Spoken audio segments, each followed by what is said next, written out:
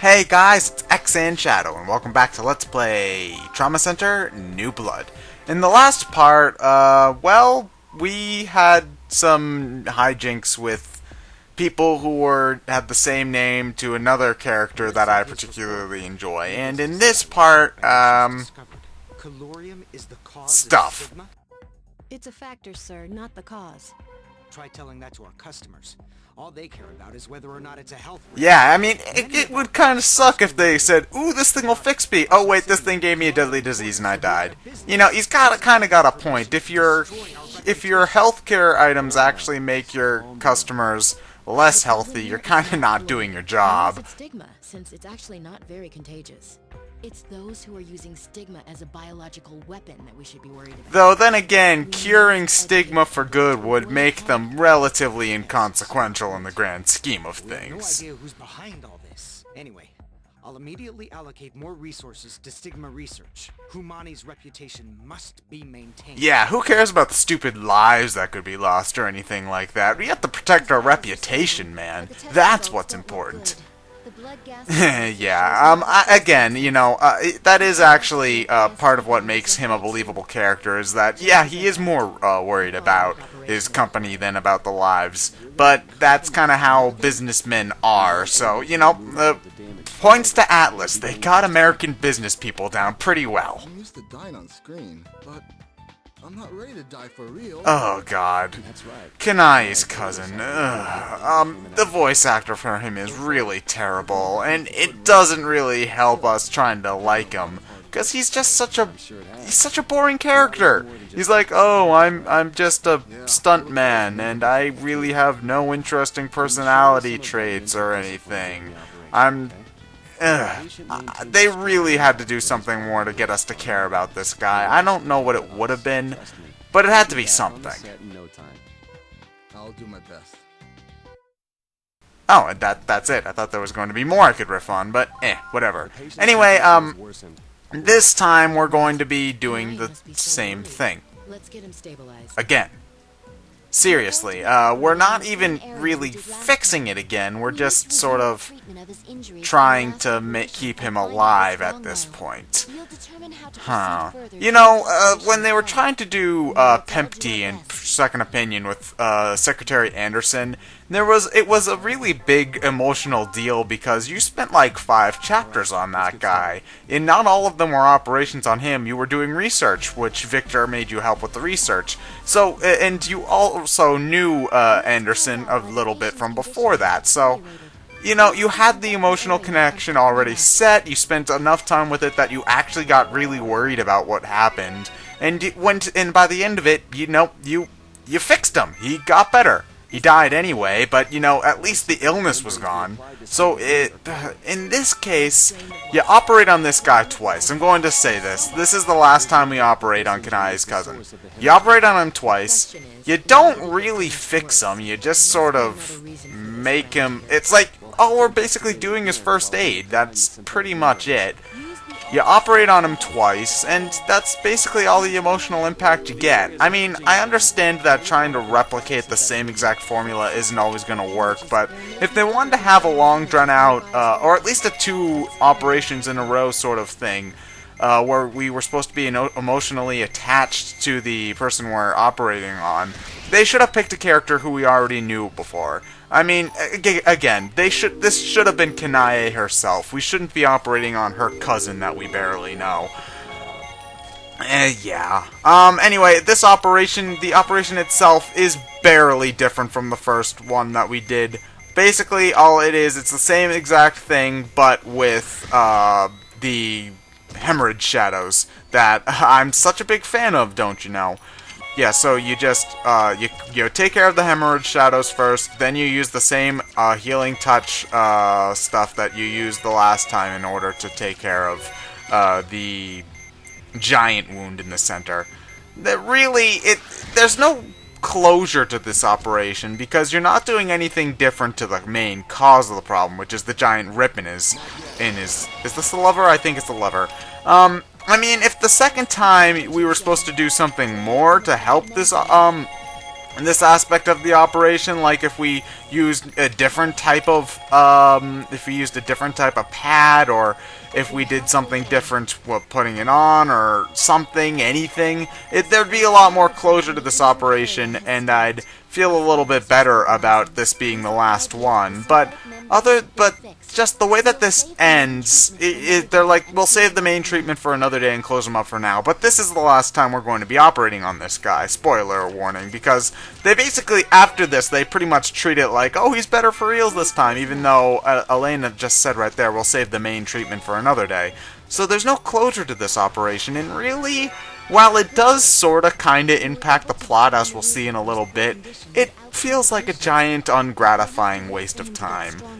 And I'm not trying to be hard on the game here, because again, I do understand what they're trying to do, and it's a noble attempt, but they did it better in second opinion. At least, I'll say that. They did a better job at creating the emotional connection to one of the people you're operating on in second opinion. If I can give one thing to second opinion over this game, it was that. It's that they did the Anderson thing better there than here. Yeah, this is right, I think. You have all the coronary arteries memorized, but you can't remember simple directions. He's a guy, Valerie. It's like genetic or something. I wonder if we'll make it in time. Well, I doubt we'll get another offer like this from her again. Yeah, she is kind of a bitch. Vaughn, it seems kind of dark this way. This can't be right. Yeah. I'll turn right at the next intersection. That should take us to... It should take you to Guh? What? You three, don't make a sound. If you want to live, then do as I say. I wonder who that could be. We'll give you all our money if you just let us go. Yes, oh crap, they haven't actually paid us ever since we got to Caduceus. We'll give you our antibiotic gel. That'll help. Elena, didn't I tell you to be quiet? You know, again, this is supposed to be a dramatic scene, and I understand that, but again, it's just something about the sliding head artwork that really sucks out all the drama out of it. Like, he has to explain, oh, I knocked her out because I used anesthesia that I got in this pen injector. You know, it takes out a lot of the drama that should be inherent in the situation. But oh noes! Our valiant heroes have been kidnapped. What you didn't see is in the back of the white van that the bad guys had, you also saw Princess Peach, Princess Zelda. Let's see who else is on the kidnapped list this week. Oh, well, they're gone, so I guess they were just trading them off to Ganon and Bowser. Val, Elena... That's right, we've been kidnapped. Are you Huh. okay? Seems incredibly cliched for some reason. Yeah. Though it is interesting to see what happens on the Peach side of things every once in a while. I can guess why we were brought here. But are they gonna keep us locked up in this room? Yeah, that's kind of the point of a prison time's cell, over, huh? dumbass. What? Too ugly to show your face? Who are you? What do you want? You're in no position to be asking questions. Just keep quiet and do whatever operations we need. That's a very specific reason to kidnap someone. I mean, did they kidnap Marcus and Valerie and Elena on purpose? Because it seems like they could have gotten pretty much anyone to do this, and kidnapping the high-profile doctors from the high-profile medical institution doesn't seem like a good idea. First patient is ready. Treat her. We aren't your slaves. And what if I refuse? If you want to ignore the patient, then go right ahead. You'll only be hurting yourselves. See, Guilt. every time The you one fail weapon that will operation, always work against the good guys. Every single time. These bad guys are more tricky than we worries thought. will soon be over. Make your decision. I'll be back shortly. You know, it's kind of, obviously they're going to do it because they're good guys, but, this sort of, we're not going to tell you anything, just treat the patient stuff, isn't a very good idea when you think about it. In order for them to do their job and thus help you best, you need to give them stuff, like, you need to give them, like, charts, you need to give them medical history, you need to give them a lot more information than you're willing to give them, What So, else could they do so much? And I mean, actually, Marcus, Valerie, and Elena are actually in kind of a moral situation that they never bring up, because they're like, here, treat the patient. But the thing is that they're treating the patient so that they can be well, so that the patient can undergo more stigma testing. So, really, operating on the patient might not be the most ethical thing to do at this point, and they never really bring that up. It'd be an interesting angle for them to work on, but I guess that this section doesn't need any more moral dilemmas than it already has, I guess, so I can understand them not wanting to crowd it. But yeah, anyway, this operation is not starting yet. Wait, it's called Onyx. So, did you try using a grass type?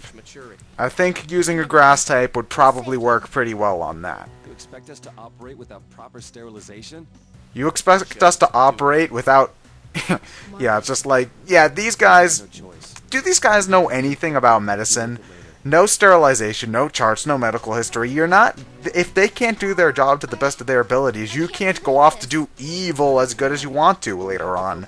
So really, it's in your best interest to help them, you know? Let's see. The affected area is the pancreas, and the stigma is called onyx. And that's about all we know. Inflammation Well, we're markers fucked. Fluctuate over time. The numbers vary wildly beyond normal ranges. This is ridiculous. That data doesn't provide any help at all. Yeah, so... How are we supposed to do this again? Well, I know how to do this because I've played this game before, but there's no real way for them to know what to do here. I mean, granted, if you give them too much information, they might just refuse outright, but you gotta give them enough to work with here, guys. Evil isn't just something that you can do and just have it happen. You need to... If you're gonna make the good guys do what you want... if you're gonna blackmail the good guys into doing what you want them to do, you gotta give them enough to actually do what you want them to do. I mean, in Final Fantasy IV, Cecil wouldn't have been able to burn down the town of Mist by accident if you didn't give him the bomb ring, you know? But anyway, so yeah, now we've got another operation. Don't worry about what they said about the sterilization and shit. You don't have to worry about that. You're not going to lose vitals quicker or anything like that. You don't have to worry with any of that bullshit. It's just a normal operation, so... Raise up your vitals at first, and then let's just go in. And now... A wild onyx appears. Widdly widdly widdly widdly widdly widdly widdly widdly do do do do do do. So yeah, in order to find the onyx, you need to use the ultrasound.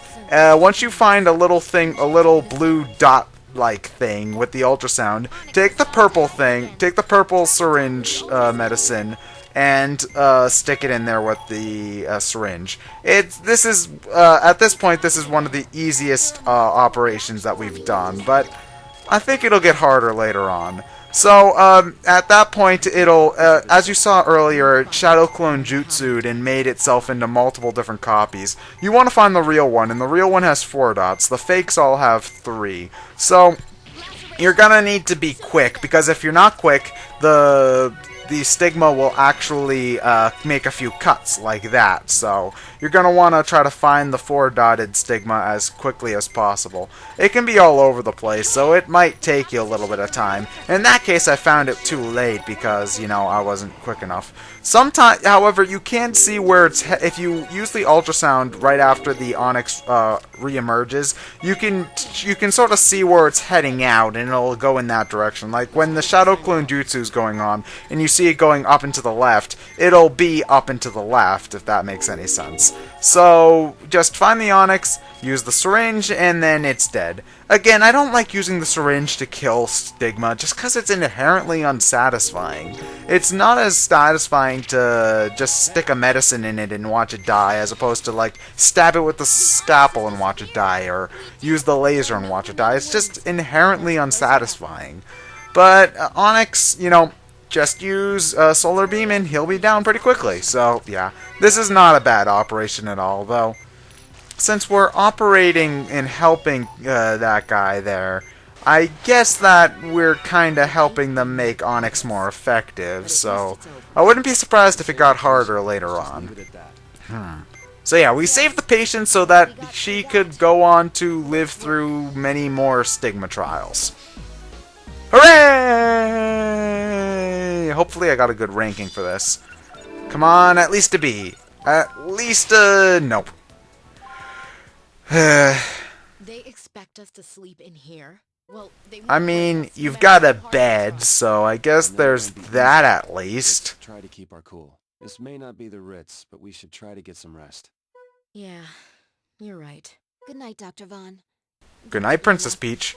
Good night, Elena. Sorry, I guess that's just my natural reaction to things that The involve operation was a kidnapping slam and dunk, stuff. huh?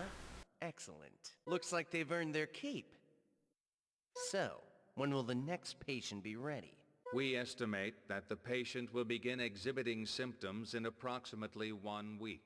That voice sounds familiar. Wonder who it could be. Anyway, next time we do more kidnappy things. I'm ExandShadow, and I'll see you guys later.